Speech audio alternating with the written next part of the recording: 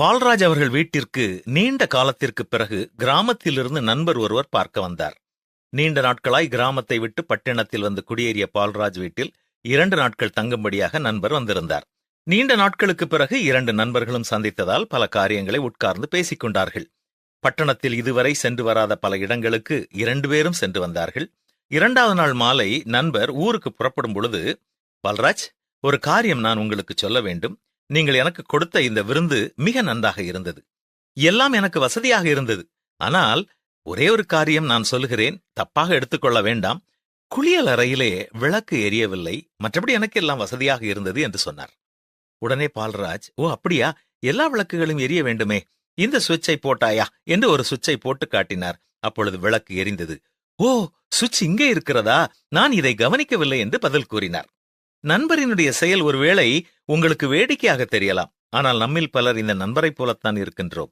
அவருக்கு மின்சாரம் இருக்கிறது என்பது தெரியும், சுவிட்சை போட்டால் விளக்கு எரியும் என்பதும் தெரியும். ஆனால் அந்த சுவிட்சை போடவில்லை. 2 நாட்கள் இருளிலேயே இருந்தார். அவர் இருளில் இருப்பதை பொறுத்து கொண்டு அல்லது அந்த சிரமத்தை பெரிதாக எடுத்துக்கொள்ளாமல் அல்லது இத்தனை நன்மையான காரியங்களை செய்து கொடுக்கும் போது இதைப் போய் அவரிடம் கேட்க வேண்டுமா என்று கூட எண்ணியிருக்கலாம். நம்முடைய வாழ்க்கையிலும் நம்மில் பலர் தொடர்ந்து நம்முடைய தேவைகளின் மத்தியில் இருப்பதற்கு ஒரு காரணம், விசுவாசம் என்னும் சுவிட்சை நாம் போடாமல் இருக்கின்றோம் என்பதுதான். கர்த்தர் வல்லமை உள்ளவர் என்பது நமக்கு தெரியும்.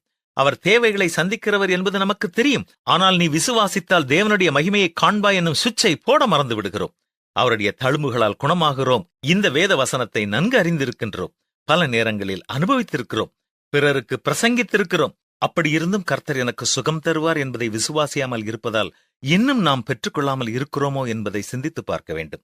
இன்று முதல், கர்த்தாவே, எனக்கு நீர் சுகத்தை கொடுத்ததற்காக உமக்கு நன்றி என்ற விசுவாச அறிக்கை செய்வோமா? கர்த்தர் எனக்காக யாவையும் செய்து முடிப்பார் என்பதுதான் நமக்கு இருக்க வேண்டிய ஆழமான விசுவாசம். உங்கள் விசுவாசத்தின்படியே உங்களுக்கு ஆகக்கடவது என்பதுதான் இயேசுவின் வார்த்தையும் கூட. கடவுளின் மீது அன்பு கூறுவோம் என்பதின் முழு வெளிப்பாடு அவரில் விசுவாசம் வைப்பதே. இன்று முதல் நம்பிக்கையோடு கடவுளுக்கு நாம் நன்றி செலுத்துவோமா?